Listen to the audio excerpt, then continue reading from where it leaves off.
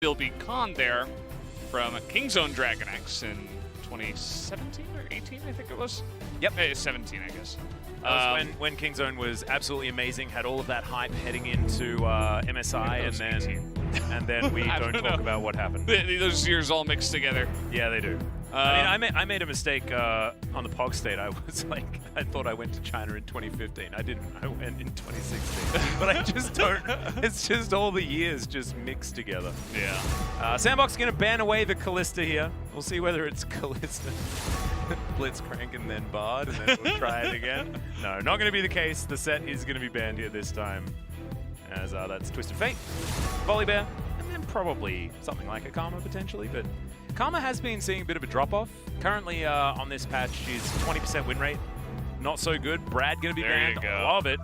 That's exactly what we need. They're learning. They are indeed. I think it's like almost 100% ban rate everywhere. Yeah, it's pretty insane. But he's just too good. Currently, T1, after that win, are 12-3 on blue side and 7-8 on red side. So, ooh, stats don't lie. It's their weak side of the map. Ooh, this is the root back test. This is how this one goes. Last time we saw Sandbox play, it was Root trying to do everything by himself. But this is dangerous. I mean, Zoe Ezreal's pretty easy right here. No pun intended. But Ashe is also fine and works better into the matchup. So they're going to lock that one away instead. A lot of CC, a lot of pick potential. Could be a Felio's Karma on the bottom side. And I'd actually quite like that. Gives you a lot more lane control. It's how they use it in the LPL. Most of the time you see Karma heading down bot lane just to try and win the lane, right? Because LPL does like to play for laning phase. But it's going to be 200 years under the sea, and we might fall asleep. Yep, we're going under the sea again, and it's a very popular pick for Gorilla.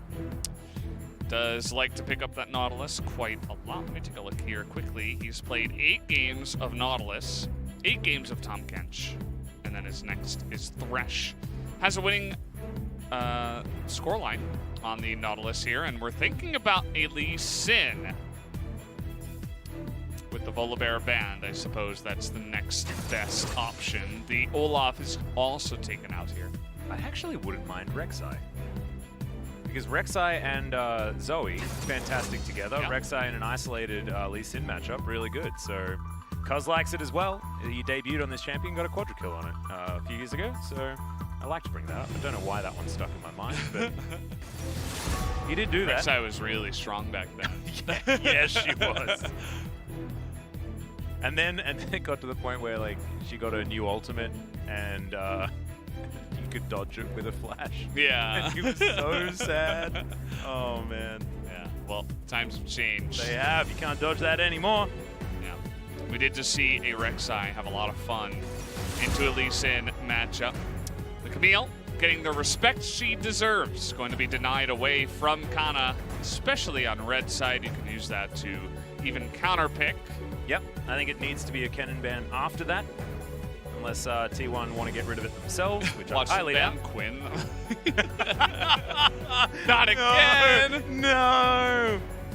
Before Renekton. Well, we'll see what they do ban. Karma ban. Okay. Don't mind it. Although I don't think it would have fit really into the Sandbox composition. Especially with the players. Fate and Summit. Not really couple of players that we like to see on the Karma. So, find the Kennen button, Sandbox, and we'll move on forward. Renekton ban.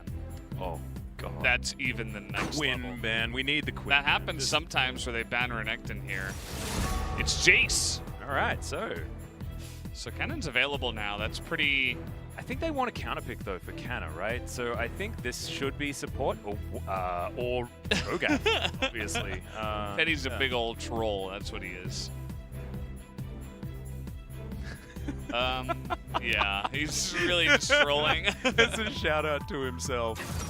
As Braum is going to be picked up, and of course Braum pretty decent into any melee matchup, and will be good for the late game as well. Root's also going to join in. Oh man. Okay, 14 seconds to go now. Let's see what solo lanes Sandbox have for us. LeBlanc. Pretty classic matchup into the Zoe. It's a Fate special. Is indeed. And what are we going to pick to go along with that in the top side? Cho'Gath. It has to be blind pickable. I think Cannon's probably going to be the choice. If this were spring, it would be Aatrox 100% of the time, but because it's summer, it's Kennen 100% of the time. Absolutely. But we don't mind it, you know? It's pretty hard to counterpick him, especially with the Jace banned away.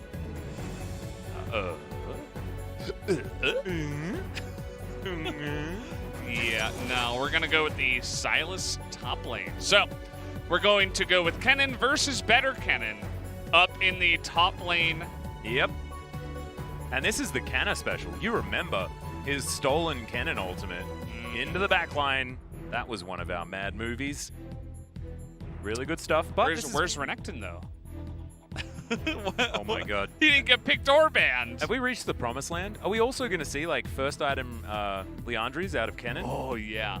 And Kana. It doesn't even make any sense. Like, but we need it out of all the APs. Cuz builds it, you know. Oh, man. Just got to burn that health bar. Teddy's going to get some sick burning arrows going. Oh, damn right he is. Going to turn into a fire archer. Yep. Root's just going to spin around with his onslaught, burn everyone.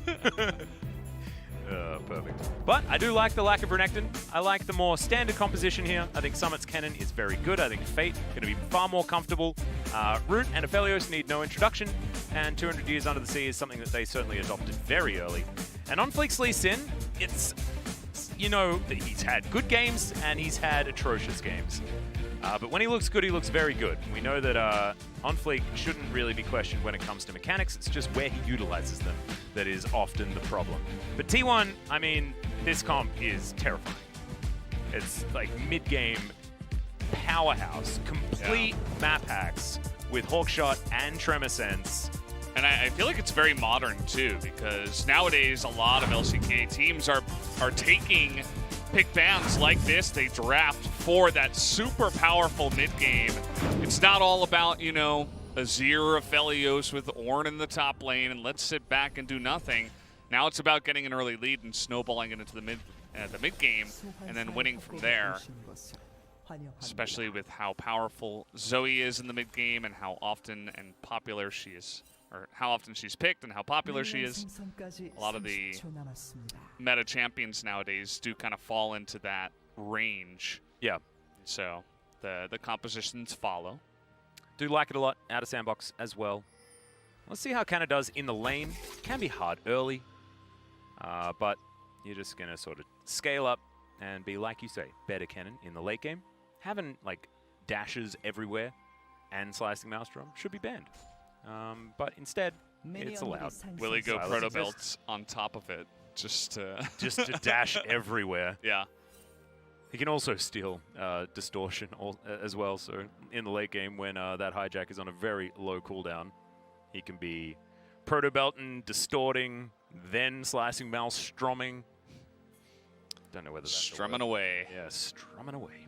Yeah, he does have a lot of very good ultimates to steal from the side of Sandbox. I'm going to start off with a Cloud Drake in this game, so no Cloud Soul. We've had 3 games so far today that the Cloud Soul and the Dragons overall just didn't really matter because they've been 3 stomps in a row. We haven't had very much League of Legends today. You're exactly right. Yeah. As Closer doesn't find the paddle stub, it does push Fate all the way out of this lane. See how the LeBlanc does. This is a matchup that it's been really weird because we've seen it so many times throughout so many different metas. And it feels like it's sort of like morphs in and out, and largely it's based on mastery of each of the champions. Generally, Zoe was picked into LeBlanc, though, for her ability to, as soon as the distortion was used, then you just throw a bubble at her, right? And she has to go head first into it. Right now you can see Closer with a bit of lane control, but Fate has this basically where he wants. It's not great for having pressure, but is good for setting up Closer for potential ganks. And Lee Sin does like coming in and trying to get those.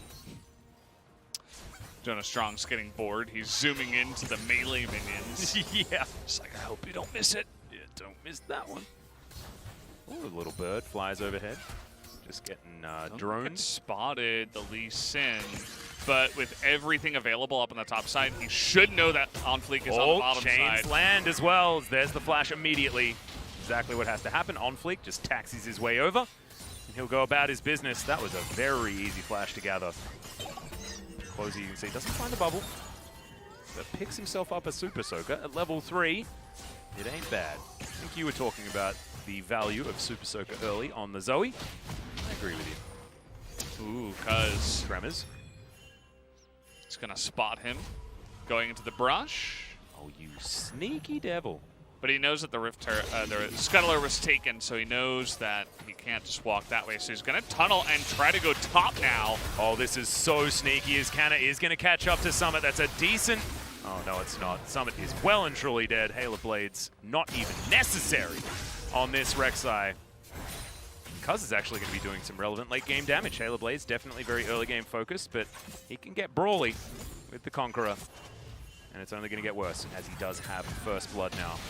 As On Fleek really likes coming into the mid lane, try and help out here. Closer just going to do his best to run back to this lane as quickly as possible and not miss any of the farm. Yeah. Notice both mid laners took Ignite and Electrocute, which is... they're really trying to make a statement and say, yeah, I'm going to outplay you here, and neither of them is going to have that teleport for the lane presence and control. Instead, we're going all aggro here. Yep, reminds me of Fly yesterday up against Chovy. Chovy was just happily picking Azir and taking teleport, and Fly's like, I want to be able to outlane you, and so he picks all of the aggressive stuff, and Chovy just sits there and gets to like 140 farm at nothing 11 happens minutes lane. or something. Yeah. And it's like, why did I do this? This Ignite does nothing. Why am I here on this champion? Wouldn't it be cool if I could change my summoner spells right now? Oh. You can if you take the Unsealed Spellbook. Yeah. I like Unsealed Spellbook on the Zoe. There's a lot of different spells that you can get alongside with your W, and then it's very good for Baron stealing. On top of all that. Yep, Portal Jump, certainly a very good ability for jumping into that Baron pit. Smite things away. Running around again. Outside. Closer picks himself up an Ignite. Ignite's a pretty good one too, only level 5, as On Fleek unseen at the minute, as Gorilla also is over there. Control Ward comes in. Now we'll see whether Sandbox can actually make this one work. Remember, there is no flash, as Cuz he's on a Control Ward, but On Fleek misses the Q. And that's going to be the end of that.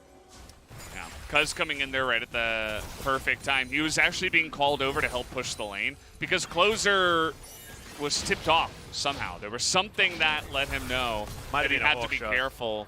Might have been a Hawk shot. It might have been lack of Nautilus down in the bottom lane. It could have been the pathing of the Lee Sin. There were a lot of things that could have tipped him off.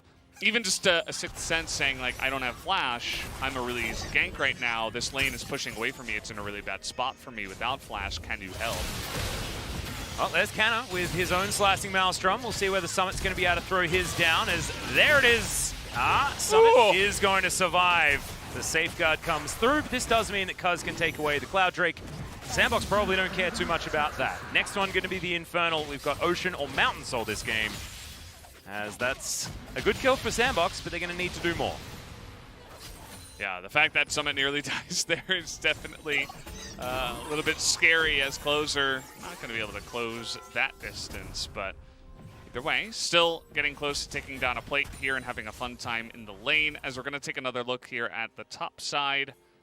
Looks like he's just baited into it, flashed right on top of Summit, who was able to have the extra movement speed from probably Nimbus Cloak, but also the Lightning Rush to get out of range of the better Cannon ultimate. And then, of course, On Fleek right in position to help out and secure the kill. Even though he missed his Q again. Feels like his Qs have kind of been off today in the early game at least. We'll see if he can shore that up as the game comes along. Might just need a little bit of practice, get the old eye in. As we're checking in on the bottom combat. Not much of it really happening here.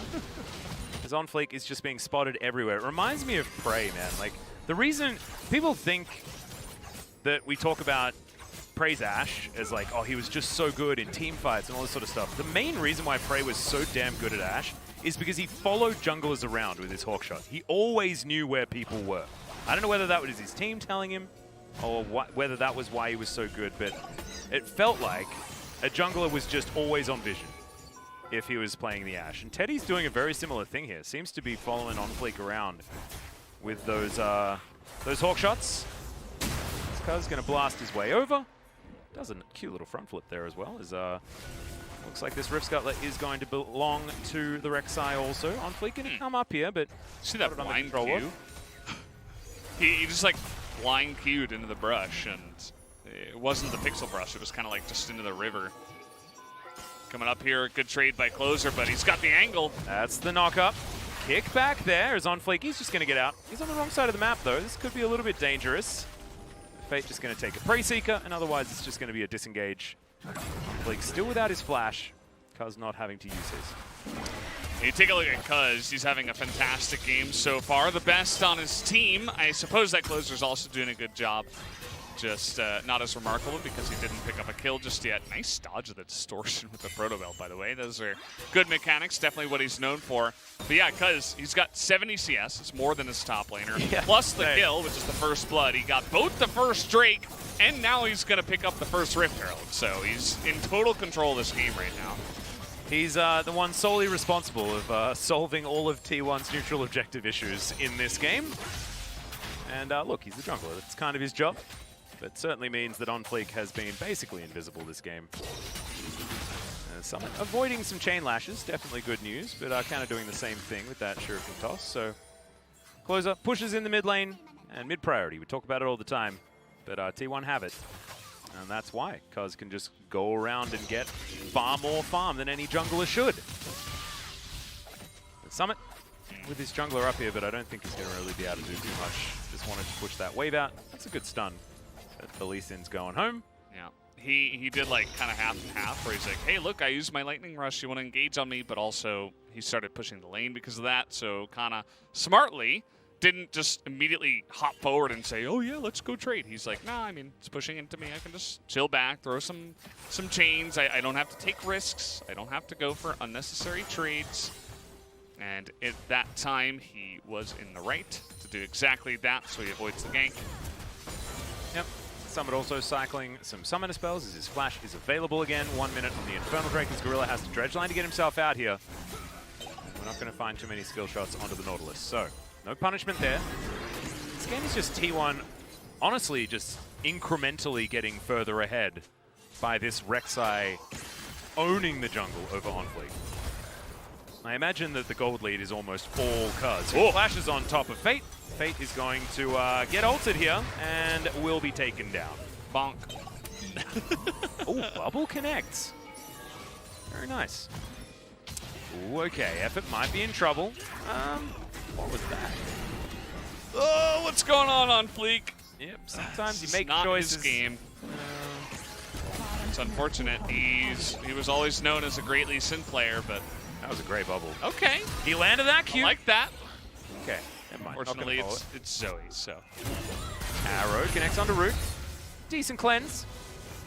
As Teddy's just going to walk on out. Guardian going to keep very, very healthy. And Cuz is going to steal everything away from the jungle. Oh my goodness. Fate just saved OnFleek's life. His Closer is putting on so much pressure. Maybe this is what we're going to have to get used to, guys. I know a lot of people are missing Faker. I know there's so many of you tuning in to this game right now and just furiously typing, where's Faker? He should be here. Faker's the best player. He should be here. But Closer's playing very, very well. And I feel like this more streamlined communication we're seeing out of T1's working as I've cast Kirsten pretty quickly. Cuz is here. Yeah, Effort going to come on over and Canna dives on in. He's got a depth charge as Root's going to get flash exhausted. And the Drake is going to go over to Sandbox this time around. Slicing Maelstrom into the back line. Gorilla is going to fall, but Effort too as the Lee Sin falls down. Root now trying to fight Canna, but he cannot do anything. And now Teddy trying to kite this one out. He's in an awkward spot. That was a phenomenal stun. in from Summit. We saw him miss some shurikens before, but he landed the ones that matter as Fate avoids the paddle star, but Summit doesn't avoid the bubble. And now Closer's looking for more, flashing everywhere. That was his real one, but he picks up another. Okay, stopping some backs. Is he going to be able to get underneath the turret? Looks like the answer is going to be no. So, despite the fact that I tried my very hardest to cast a curse, T1 still come out ahead. 빼도 내가 Apart 딸수 from 있어 being 이거. able to pick 간다, up 이번에. the straight as we check out Cuz being good. 가볼게. I'm gonna try to get him. 아래 빼면 이거 미드 밀어 이번에. 바이게만 줘봐. Saying like if he backs towards the bottom side, push mid, and then go towards Dragon. Either way, you see this Dragon fight. So Closer, he was on a back, and remember, neither of the mid lanes have teleport, but LeBlanc was here. So T1 was behind. That was a great teleport that comes in from Summit as the front side is going well for T1, but the back side is, you know, some bottom combat going on there. And it wasn't very good for them as Teddy was unfortunately taken out here at the same time. And it was very unfortunate. Well, Fate's dead. just going to get another one here, 1-0-1. That's a solo kill as well. Young Mechanics crew, man. Born 2003. Oh boy. As now Cuz is going to find the top laner of Sandbox. And there's the ulti. He's trying to turn this one, but he's not going to be able to. And Cuz even gives the assist over to Canna. He's a nice boy. 4-1-0. This Rek'Sai is very, very, very strong. Yeah, and this is just massive jungle difference in this game. Oh, like absurd. There was that one fight down there that we just saw the replay of where it was like, okay, T1, you kind of overstepped your boundaries, kind of like Dom 1 in Game 1 against Hamalife earlier today. But other than that, the rest of the game is just really quite pristine from T1. Everything is going their way. Almost all the objectives were taken by Cuz, and he is totally out-jungling on Fleek here in this early game. 르블랑도 할 때 가도 되고. So let's see. He's already calling for trying to go for LeBlanc. Oh my goodness. That was real clean. He didn't even say anything. Closer, not a very talkative guy. He's one of the rookies, so makes sense. And this is just a sneaky Rek'Sai spot if you're looking for a top gank. I don't know about this ultimate usage. That was way too late. If you're going to use that, use it earlier. Try to stun and then lightning rush away or something. Yep. Teddy here just picking up minions here towards the bottom side.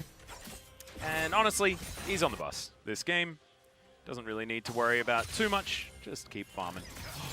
What he likes to do is Canna's going to dive on in onto Summit. Has his own slicing maelstrom. Summit doesn't have his just yet. And now Canna's going to be able to grab, I believe, his 23rd solo kill, assuming the Kingslayer is going to come out. And there he even got away. survives. Damn, that was so close. The monkey has UV That's funny. He thought he was going to die there. Oh, so good. I'm so glad we can emote now. That's just exceptional. It adds so much to the game. Oh, it does. So that was number 23. Right? I think I have it right in front of me. Yeah, it's 23. Oh, wait, Yeah, unless he got one. No, I don't think he did. I don't think so. Well, this is not a solo kill. This is Teddy shooting someone with an arrow. Gorilla's going to die. I don't know who took it, whether it was on Fleek or Gorilla. But the result is the same regardless. As Root, yeah, he can't stand in a minion wave. On Fleek trying to grab some of his own jungle and does manage to get his Grump. But it looks like Shirley's going to be taken here by T1. And this game is really getting out of control fast. Yeah, whenever you're in a position like this on the losing team, you have to consider what are your outs. Well, you're playing Aphelios against Ashe Zoe. And a fed Rek'Sai Silas, so Aphelios is really not going to get much value in this game. Maybe if he hits 4 items, but we're 17 minutes in and the game is already really one-sided, so it's not really looking good there. Fate, he's 2-2. He doesn't really have any stacks on his Dark Seal. He's not really going to be able to carry single-handedly from behind against Closer down a level. And Summit, he's playing blue side cannon, but they really don't have much vision control, so unless he gets like the perfect flank, even then, I mean, I could see T1 trying to turn it around, so we'll have to wait and see. I think T1 has to make some mistakes for Sandbox to come back in this one. Well, Cuz has better CS per minute than Fate, Summit, and Canna. Pretty interesting. Also has the most gold in the game. And he will also take the first Mountain Drake. Also, Yeah. first player to land on the moon. Cuz? Yeah. Oh, really? Yeah, it's not released yet, but it's going to happen. Oh, that's cool. First at everything. Cuz Armstrong. It's okay, Summit not going to get hit by that particular bubble. That was reserved for a minion, as now Gorilla steps a little bit too far forward maybe, as they're going to take down the turret. Canna taken down to half, but Gorilla goes golden, and I think he's just seen his death right here as yes.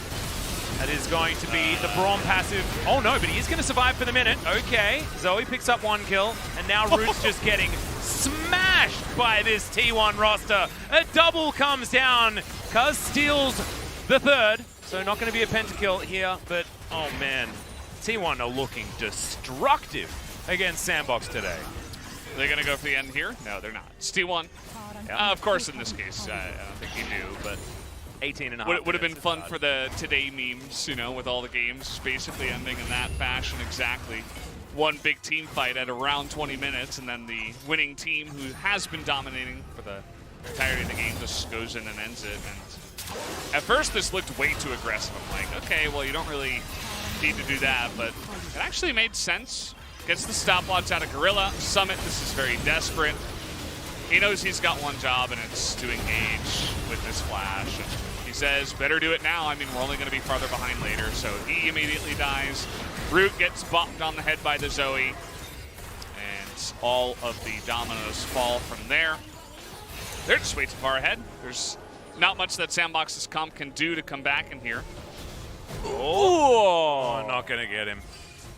Oh, dear. That's a shame. Canna, yes, another one. Was that another? Yeah. Monk S. Yumi S. Love it. Love, we need to get those on Twitch, I think. We've got a Twitter now. By the way, guys, if you aren't following LCK_global, make sure you do that. That's where all of your LCK news is going to be coming. It is, my God, a long time coming. We've been waiting for an LCK Twitter on the global side for a very, very long time, and finally it is here. So give it a follow if you still use Twitter. We also have an Instagram, stuff like that. But Yeah. Twitter is something I've been really looking forward to. I don't think we have a global Instagram.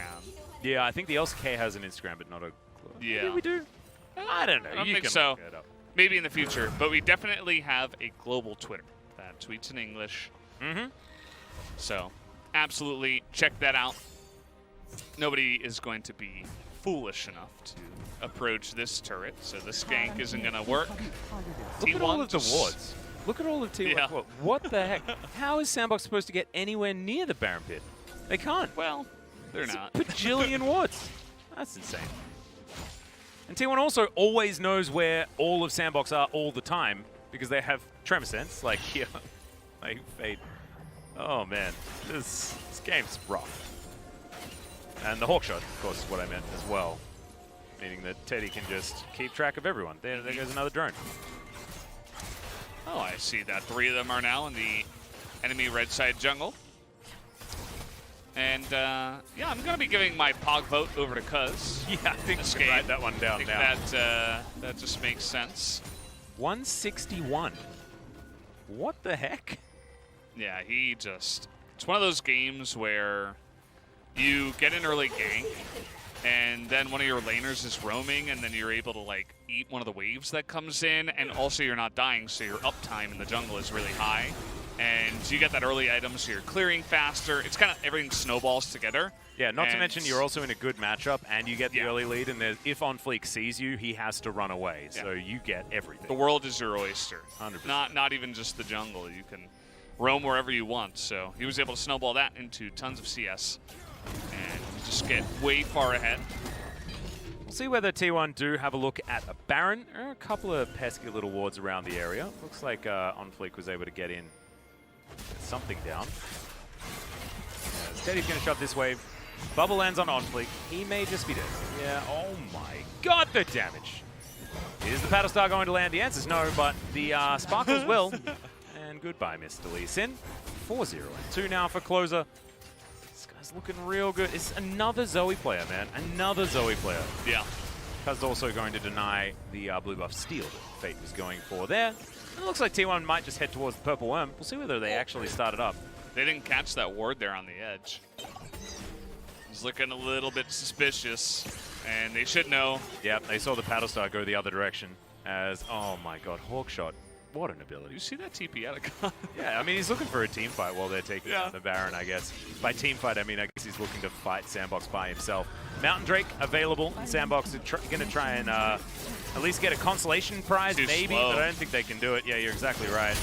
As Effort's going to dive on in. That Glacial Fissure was fantastic. Root was knocked up for a little while, as Guerrilla is going to fall first now. 4 versus 5. All the vision here for T1.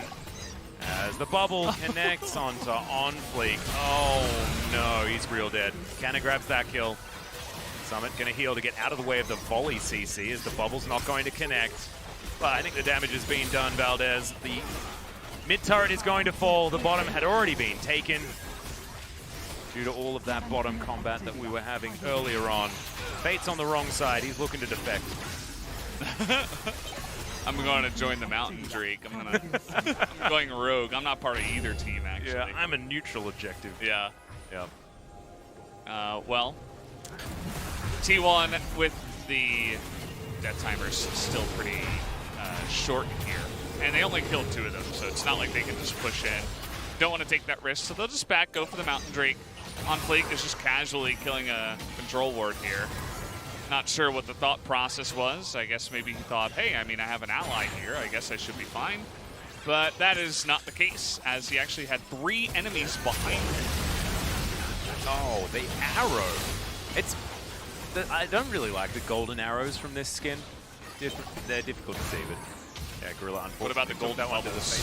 Yeah, the golden bubbles. Then that's a prestige edition. Skin is all right. Some people have been found. There's another arrow is going to connect from downtown. My God, as Cuz gets out. Effort now going to get slowed for a moment as Kanna finds his entrance. Oh my God, this could be the moment.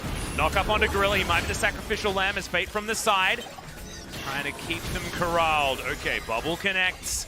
Like fish in a barrel right now. As T1, they did suffer a bit of damage, but it's not too much to worry about just yet, as we're over 10,000 gold in the lead here on T1's side.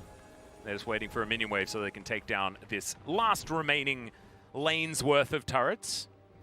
You know, they're going to end it in the more classical way. You know, it's not just going to be like, oh, we just bonked him on the head and pushed down mid lane at 21 minutes into the game and ended it. Did Root just lose a battle with a minion? Well, makes sense, because he kind of has the power of a minion at this moment in time. And those super minions, they'll get you. They certainly were, as he goes back to the fountain. So I think they've got one last team fight in him. It's going to take some absolute heroism, but T1 now just, oh God, Closer's just having the best time ever. Not going to be able to take on Fleek there. Taken to half. Now Kanna has his favorite ultimate and is just going to dive underneath 2 turrets. The Aphelios was there for a second. The Nautilus as well, but now they're gone. Summit onto the fountain. He's been ignited. The Zoe's taken down there by Fate, but Kanna won't have any of that. Looking to try and execute them. I don't know what Teddy was doing. He's like, I'm super irrelevant this game. Let my screen be gray while you guys destroy the Nexus. Summit gets in there. He does have a stopwatch, doing a fair bit of damage, but I think T1 are going to kill him. And not the Nexus, just for fun, as finally they do secure the 2-0. A much better looking T1 here in this game, reminiscent of what they did to KT in that telecom war. And I don't want to talk about it, Valdez. I don't ever like talking about a team looking better with Faker or without him. So I'm just not